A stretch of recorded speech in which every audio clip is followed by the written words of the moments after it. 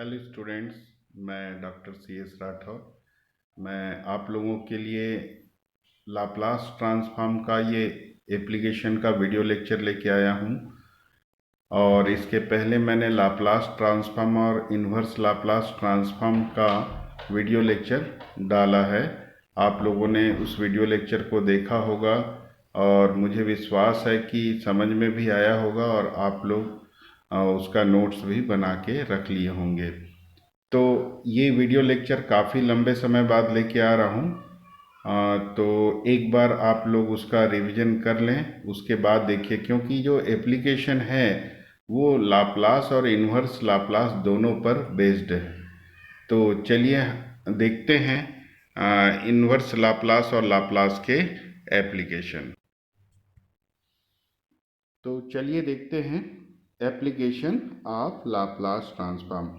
तो यहाँ पर इंटीग्रल इक्वेशन को सॉल्व करने में भी हम लाप्लास ट्रांसफॉर्म का यूज़ करते हैं और डिफरेंशियल इक्वेशन को भी सॉल्व करने के लिए लाप्लास ट्रांसफॉर्म का हम उपयोग करते हैं। तो डिफरेंशियल इक्वेशन में भी कई वैरायटी के डिफरेंशियल इक्वेशन हैं। लगभग सारे वैरायटी के डिफरेंशियल इक्वेशन में हम लाप्लास ट्रांसफॉर्म को अप्लाई करके सॉल्व करेंगे और इंटीग्रल इक्वेशन को हम पहले देखते हैं। तो अब इंटीग्रल इक्वेशन शायद आप लोग पहली बार सुने हैं, डिफरेंशियल इक्वेशन तो 12th क्लास से ही पढ़ते आ रहे हैं। तो इंटीग्रल इक्वेशन नाम से ही लग रहा है ऐसा इक्वेशन जिसमें इक्वेशन इंटीग्रल के फॉर्म में हो। जैसे यहाँ पर स्टैंडर्ड जो है इंटीग्रल इक्वेशन दिया गया है, एफ ऑफ टी या Y of T, F of T equal to Y of T plus integral के अंदर K U T into F U D U A to B हो। तो यहाँ पर जो वेरिएबल है टी, क्योंकि u के रिस्पेक्ट में इंटीग्रेट करेंगे तो उसका तो लिमिट दिया हुआ है, तो ये कांस्टेंट वैल्यू देगा। तो ये t यहाँ पर वेरिएबल हो गया। तो इस इक्वेशन को हम इंटीग्रल इक्वेशन कहते हैं। अब ये भी इंटीग्रल इक्वेशन कई टाइप के होते हैं, जिसमें मुख्य जो टाइप है ये है इस फॉर्म का इंटीग्रल इक्वेशन। कैसा फॉर्म? के यू टी जो है किस फॉर्म में है? टी माइनस यू का फंक्शन। ये किसका फंक्शन है? टी माइनस यू का। तो ये जो है कन्वॉल्यूशन टाइप का इंटीग्रल इक्वेशन कहलाता है। कन्वॉल्यूशन टाइप का क्यों बोला जाता है? क्योंकि ये जो इंटीग्रल है ये किसका कन्वॉल्यूशन को एक्सप्रेस कर रहा है? के टी और एफ टी के कन्वॉल्यूशन का ये डेफिनेशन है। तो इसकी जगह हम क्या लिख सकते हैं? के टी कन्वॉल्यूशन एफ टी लिख सकते हैं। तो इसीलिए इस इंटीग्रल इक्वेशन को कन्वॉल्यूशन टाइप इंटीग्रल इक्वेशन बोलते हैं। तो हम इसी इंटीग्रल इक्वेशन को मुख्य रूप से स्टडी करेंगे यहाँ पर, मतलब सॉल्व करेंगे। अब देखते हैं एक और इंटीग्रल इक्वेशन जिसको एबेल्स इंटीग्रल इक्वेशन के नाम से जानते हैं। अब ये t माइनस यू का फंक्शन होता है, तो ये भी तो t माइनस यू का फंक्शन, लेकिन स्पेशल यहाँ t माइनस यू के फंक्शन में कुछ भी हो सकता था। ये जनरलाइज फॉर्म है, ये इसी का स्पेशल केस हो गया। के टी माइनस यू किस फॉर्म में हो? 1/t minus U to the power n के फॉर्म में हो। अगर ये K T minus U 1/t minus U to the power n के फॉर्म में हो तो इसको एबेल्स इंटीग्रल इक्वेशन कहते हैं। तो क्लियर हो गया इंटीग्रल इक्वेशन क्या है और इंटीग्रल इक्वेशन कन्वॉल्यूशन टाइप का, एबेल्स इंटीग्रल इक्वेशन। अब हम इसको सॉल्व करते हैं। एक इंटीग्रल इक्वेशन ले लिए y2 equal to T plus two 0 to T Y. ये कन्वॉल्यूशन टाइप का है, क्योंकि हम इसको क्या लिख सकते हैं? Y T convolution cos T. तो अगली स्टेप में ही हमने लिख दिया, ये क्या लिख दिए? Y T convolution cos T. अब क्या करते हैं? लाप्लास इक्वेशन का यूज़ करके बनाना है, लाप्लास ट्रांसफॉर्म का यूज़ करके बनाना है। तो हम बोथ साइड लाप्लास ट्रांसफॉर्म ले लेते हैं। तो ये Laplace transform of Y T equal to Laplace transform of T plus, क्योंकि लीनियर प्रॉपर्टी होल्ड करते हैं इसलिए लाप्लास अलग अलग हो गया, Laplace transform of cos T convolution Y T. अब ये कन्वॉल्यूशन थ्योरम से जानते हैं कि ये किसके इक्वल होता है? Laplace transform of cos T into Laplace transform of Y T. ये फार्मूला ही है कन्वॉल्यूशन का लाप्लास ट्रांसफॉर्म, दोनों के लाप्लास ट्रांसफॉर्म के प्रोडक्ट के इक्वल होता है। अब वाई टी का लाप्लास ट्रांसफॉर्म को हम वाई बार से डिनोट कर दिए हैं। टी का लाप्लास ट्रांसफॉर्म 1/s² है। कॉस टी का लाप्लास ट्रांसफॉर्म s/s² + 1² और वाई टी का वाई बार। तो ये दोनों वाई बार को एक साइड ले आते हैं, मतलब इसको भी लेफ्ट साइड ले आए, वाई बार कॉमन आ जाएगा तो 1 - 2s/s² + 1 Y bar equal to 1/s²।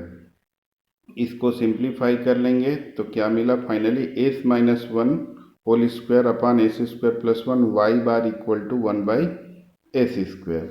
और सारे इस साइड वाले s को राइट साइड ले आए तो ये मिल गया। इसको हम पार्शियल फ्रैक्शन में रिजॉल्व करेंगे। ठीक है, इसको हम क्या करेंगे, पार्शियल फ्रैक्शन में रिजॉल्व करेंगे।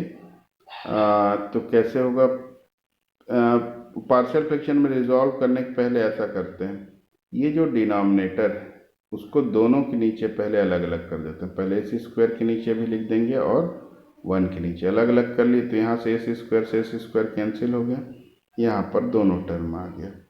तो इसका पहले हम इन्वर्स ट्रांसफॉर्म निकालें। यहाँ पर क्या है, 1/s-1 का स्क्वायर, इसका इन्वर्स ट्रांसफॉर्म कैसे निकालेंगे, फर्स्ट शिफ्टिंग प्रॉपर्टी से। s-a रहता है तो e⁴ बाहर लेते हैं और s-a s में रिड्यूस हो जाता है। वैसे यहाँ s-1 है तो e⁴t बाहर आ जाएगा फर्स्ट शिफ्टिंग प्रॉपर्टी से, और s-1 को क्या लिख दिए, s लिख दिए। तो ये क्या हो गया, किसका इन्वर्स ट्रांसफॉर्म होता है, t का। तो फाइनली इस पहले वाले टर्म का इन्वर्स ट्रांसफॉर्म आ गया TET। ठीक, तो यहाँ पर 1/s², हमको यहाँ पार्शियल फ्रैक्शन अप्लाई नहीं करना पड़ेगा, ऐसे पार्शियल फ्रैक्शन से भी इस क्वेश्चन को बना सकते हैं, इसीलिए मैंने पहले पार्शियल फ्रैक्शन बोल दिया था। तो यहाँ पर हालांकि हम विदाउट पार्शियल फ्रैक्शन रिजॉल्व किए ही बना रहे हैं। तो ये पहले पार्ट का आ गया इन्वर्स ट्रांसफॉर्म। अब दूसरे पार्ट का निकालना है तो क्या करेंगे, s का डिवाइड करेंगे, क्योंकि हमको चाहिए यहाँ क्या, s²। तो एक प्रॉपर्टी होता है ना, अगर न्यूमरेटर का इन्वर्स ट्रांसफॉर्म पता है और उसमें s का डिवाइड करें तो ये कैसे निकालेंगे, जो इसका इन्वर्स ट्रांसफॉर्म आया है, जैसे ये TET आया है, इसको हम 0 से t में इंटीग्रेट कर देंगे। ठीक है, ये हमने इन्वर्स ट्रांसफॉर्म की प्रॉपर्टी में स्टडी किया है कि अगर f(s/s) है तो f(s) का इन्वर्स ट्रांसफॉर्म निकालें और उसको इंटीग्रेट कर देंगे तो f(s/s) का इन्वर्स ट्रांसफॉर्म आ जाता है। तो वैसे ही हम यहाँ पर 1/s-1² का निकाल चुके हैं इन्वर्स ट्रांसफॉर्म, तो s का डिवाइड करेंगे तो ये है उसका इन्वर्स ट्रांसफॉर्म। इसको इंटीग्रेट तो आप लोग कर ही सकते हैं, फर्स्ट फंक्शन सेकंड फंक्शन करके इसको इंटीग्रेट कर लीजिएगा। अब इसको इंटीग्रेट करने के बाद जो फाइनल आएगा, हमको क्या है, s² लाना है। यहाँ पर आया क्या है, s है, तो एक बार और यही प्रॉपर्टी को अप्लाई करना होगा। देखिए हमारे पास ये आ गया।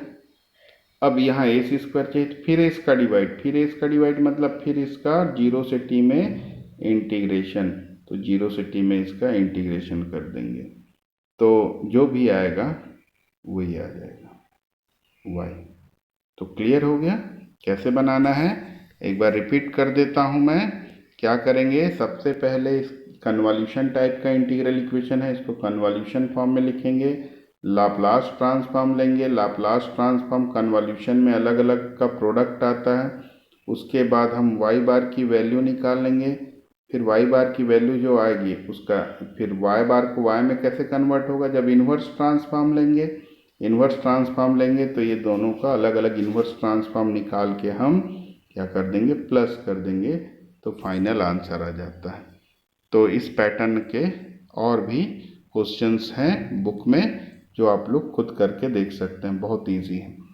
अब हम इस इंटीग्रल इक्वेशन को देखते हैं, ये किस टाइप का नज़र आ रहा है, ये भी कन्वॉल्यूशन टाइप ही है और इसको एबेल्स इक्वेशन भी बोल सकते हैं, क्योंकि एबेल्स इक्वेशन में हमने देखा स्पेशल केस है ये।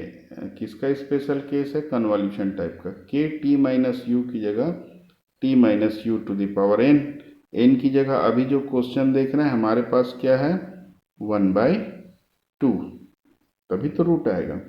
तो हालांकि ये बनेगा कन्वॉल्यूशन टाइप में ही चेंज करके। इसको हम क्या लिख सकते हैं, एफ टी और रूट टी का माने टी टू दावर -1/2 का क्या है, कन्वॉल्यूशन। क्या है, एफ टी और टी टू दावर -1/2 का कन्वॉल्यूशन है ये लेफ्ट पार्ट, और राइट पार्ट जो है वो है। अब फिर वही तरीका यूज करेंगे, बोथ साइड लाप्लास ट्रांसफॉर्म ले लेंगे। लाप्लास ट्रांसफॉर्म कन्वॉल्यूशन का लेते हैं तो क्या करते हैं, दोनों साइड का अलग अलग ले लेते हैं और इनटू हो जाता है।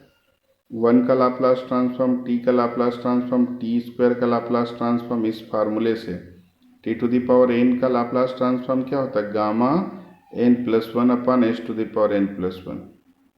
उससे हम ये निकाल लेंगे। और टी टू दावर -1/2 का लाप्लास ट्रांसफॉर्म ये हो जाएगा। अब Laplace transform of F T, ये गामा 1/2 क्या हो जाएगा, √π, और ये s⁻1/2 जो आया है उसको राइट साइड ट्रांसफर कर देंगे तो मल्टीप्लाई हो जाएगा सबके साथ। यहाँ s⁻1/2 का मल्टीप्लाई होगा तो एक एक कैंसिल होता जाएगा। s⁻1/2 का मल्टीप्लाई करेंगे तो s⁻3/2 नीचे लाएंगे तो -1/2 हो जाएगा पावर, यहाँ पर भी वैसी हो जाएगा।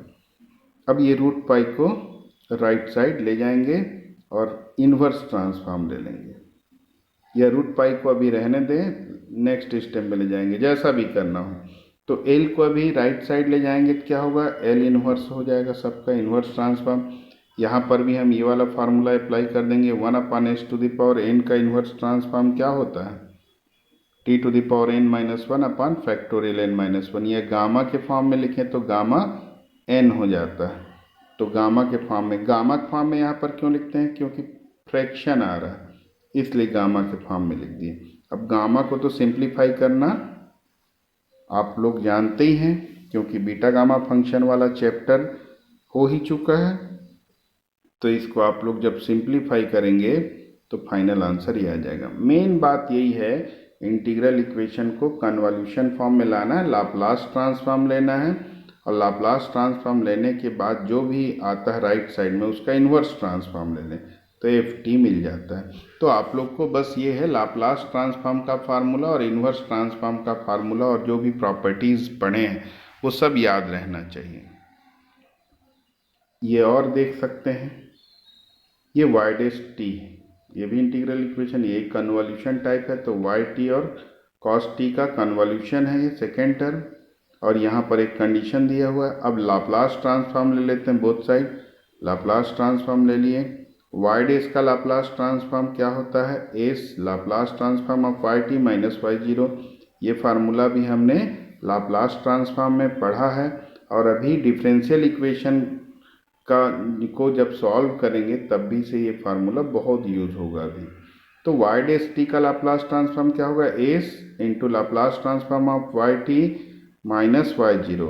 टी का लाप्लास ट्रांसफॉर्म क्या होता है, 1/s², और इसका लाप्लास ट्रांसफॉर्म कैसे निकालेंगे, दोनों का अलग अलग लाप्लास ट्रांसफॉर्म निकाल के इंटू कर देंगे। अब y0, इस फार्मूले में y0 आया, y0 की वैल्यू 4 गिवन है, 4 पुट कर देते हैं, और यहाँ पर cos t का लाप्लास ट्रांसफॉर्म s/s²+1, तो दोनों Laplace transform of Y T है, एक साइड कर लेंगे लेफ्ट साइड, ये हम लेफ्ट साइड कर लिए और इसको राइट साइड कर लिए। अब इसको बस सिंप्लीफाई कर रहे हैं, देखिए देखते जाइए, और सिंप्लीफाई करने के बाद जो फाइनल ये आता है उसका आप क्या ले लेंगे, इन्वर्स लाप्लास। तो अब इन्वर्स लाप्लास का फार्मूला पता होना चाहिए, तो ये आ जाएगा आंसर।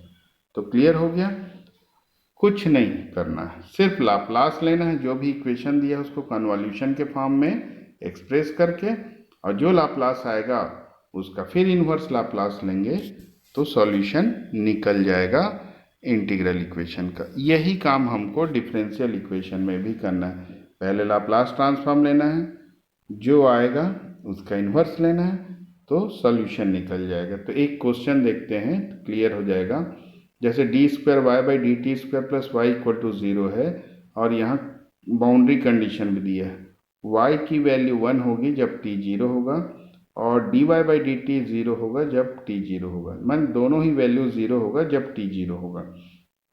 तो पहले जो डिफरेंशियल इक्वेशन है उसको हम इस फॉर्म में लिख लिए, y डबल डैश लिख सकते हैं। अब इसका लाप्लास ट्रांसफॉर्म ले लिए, तो ये लाप्लास ट्रांसफॉर्म ले लिए, लीनियर प्रॉपर्टी से दोनों का अलग अलग हो जाएगा।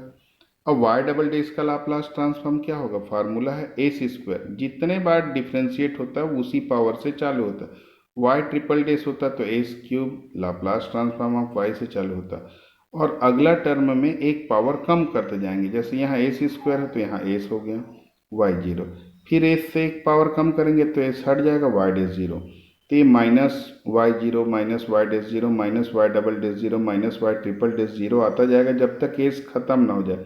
यहाँ एस खत्म हो गया इसलिए वाई डबल डैश जीरो वाला टर्म नहीं आता।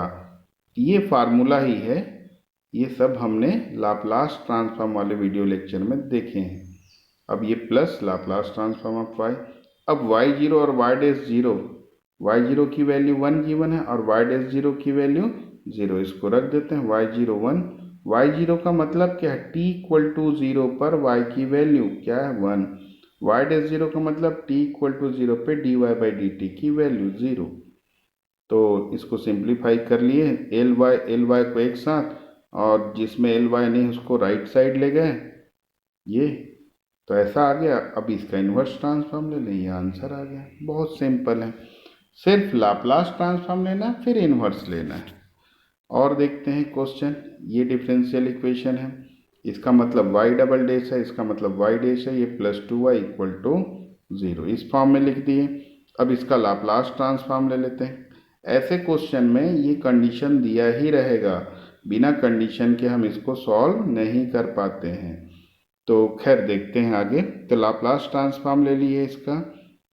अब y डबल डैश का लाप्लास ट्रांसफॉर्म मतलब a c square Laplace transform of y minus s y zero minus Y dash zero, क्योंकि दो बार डिफ्रेंशिएट हुआ, ये एक बार डिफ्रेंशिएट हुआ इसलिए एस एल वाई से चालू हुआ माइनस वाई जीरो, अगले ही टर्म के बाद खत्म हो गया ये, और एल वाई, और जीरो का लाप्लास ट्रांसफॉर्म क्या होता है 0।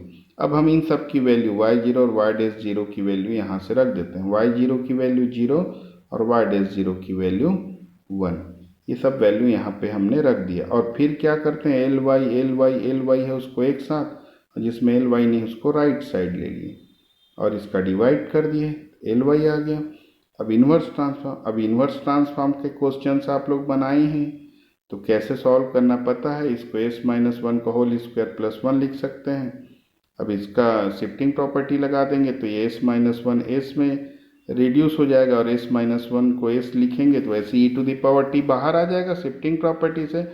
तो ये किसका इन्वर्स ट्रांसफॉर्म है, साइन टी, तो ये साइन टी आ जाएगा। तो y equal to e t sine t इसका फाइनल आंसर आ जाता है। तो इस क्वेश्चन के साथ ही ये वीडियो लेक्चर ख़त्म होता है।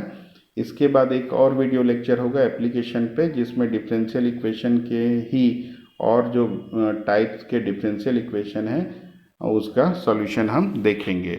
तो आप लोग इसको अच्छे से वॉच कीजिए इस वीडियो को, और समझ ना आने पे फिर से देखिए, ज़रूर समझ में आएगा। और उसके बाद इससे रिलेटेड और भी प्रॉब्लम्स बुक में है उसको सॉल्व कीजिए। तो नेक्स्ट वीडियो लेक्चर आते तक आप लोग इसका अच्छे से प्रैक्टिस करके रखिए। Thank you.